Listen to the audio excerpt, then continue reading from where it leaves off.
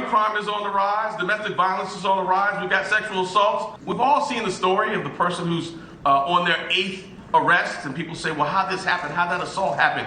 Well, there were 7 prior times with that person struggling with addiction or mental health. We didn't connect that person to services. This is going to make us safer. It's intuitive. It's common sense. I don't understand the pushback.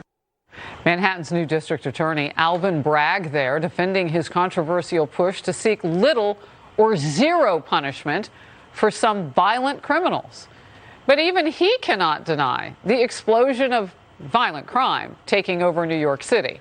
In Harlem, police are searching for this man in a mask who shot and killed a 19-year-old cashier who was working late at a Burger King.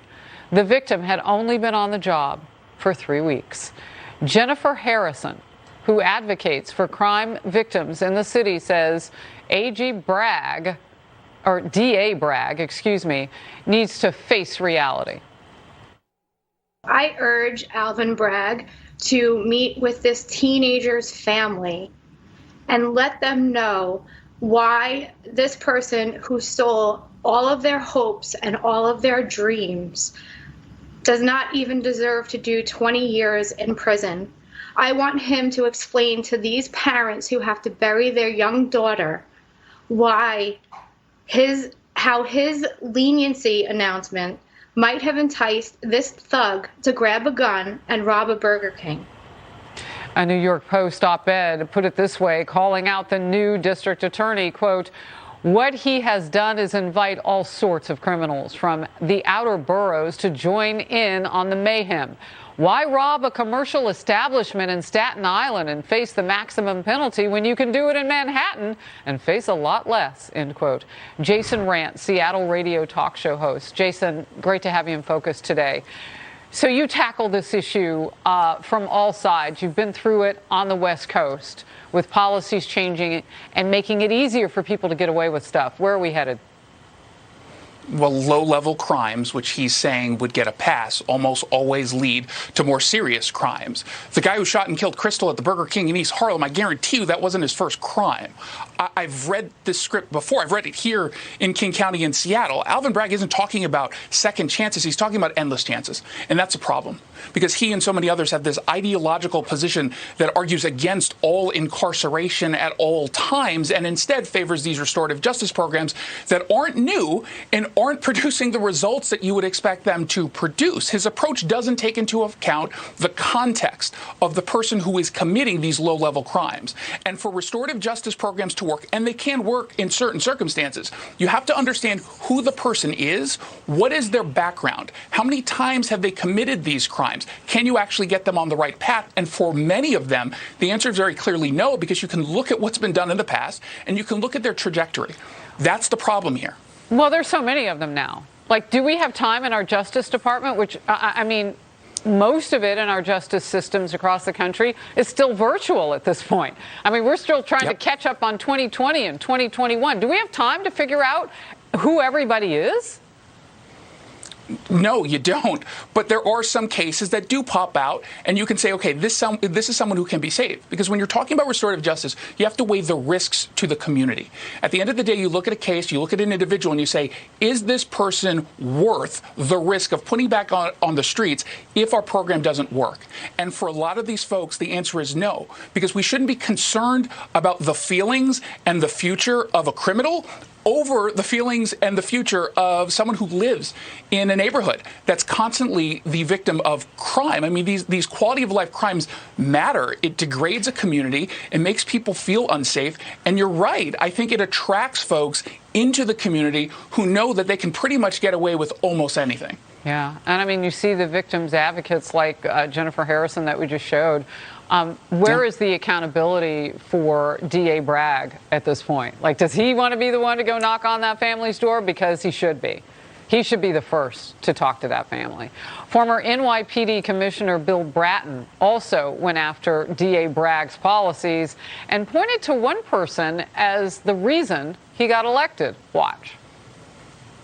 When you look at every city in America that had violent crime increases and disorder increases, San Francisco, for example, what is the one common denominator? changes in state laws that basically decriminalizing so much of this. But district attorneys, almost all of whom are funded phenomenally by George Soros. George Soros basically and his Open Society Foundation have effectively destroyed the criminal justice system in America. Talk to me about George Soros's sort of input in all of this. And we know about the cash because he's got a lot of that. Yeah, absolutely. I mean, Democrats hate big money except when it's going to their causes. In this case, you've got an ideologue who is absolutely set on dismantling the criminal justice system and rebuilding it in an ideological position. I think we approach this in two ways, because it depends on the audience you're talking to. On the one hand, the folks who actually know who George Soros is and his influence, and those are mostly folks on the right, you make that point. But folks on the left, I do think that the second that you say George Soros, there is this belief that you're pushing some sort of conspiracy. Even though the facts very clearly show what he does and who he is, what he's about, I think the focus needs to be on the ideology behind this. All right, we'll move to this. Classes have been canceled now for a fourth day in Chicago. So it's not a matter of people being on remote learning. This technically looks like a strike now. Jason, we'll get into it. Teachers still are refusing to teach in person during the Omicron surge. Mayor Lori Lightfoot going on a tear against the teachers union. Now remember how liberal she is. Take a look at this. They are writing letters, emails, they are protesting, they're holding press conferences. This is an unprecedented level of parent activism, all in support of returning to in-person learning. And we know why. We live in a district where 70% or more of our kids qualify for free or reduced lunch, which means they live in households that are poor and working class. This is an untenable situation and completely, utterly avoidable. So I'm going to be on the side of the parents, fighting every single day to get our kids back in school. Well, it took a disaster to get that Democratic mayor and others on the side of the parents, right? This is a disaster now. And even the CDC absolutely is saying it's safe for kids to be back in the classroom. Jason? Science has said that for the longest time. We knew this very early on, that kids, even when dealing with Delta, were not as susceptible as adults to COVID.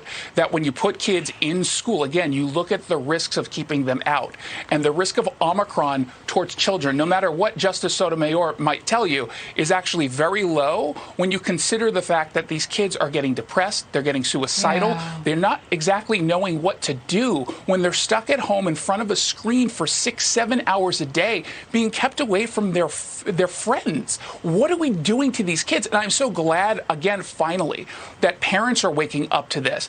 I don't know if Lori Lightfoot is going after the unions because she wants to go after unions. I think the Democrats right now are looking at the public, and the public opinion is turning against teachers who are choosing to put their own sort of lifestyles above what's best for these kids. That's a great way of putting it. Their lifestyles above what's best for the kids. Because the science says school is a safe place to be, given all that we've done to make it so. Jason Rantz, thank you for being in focus.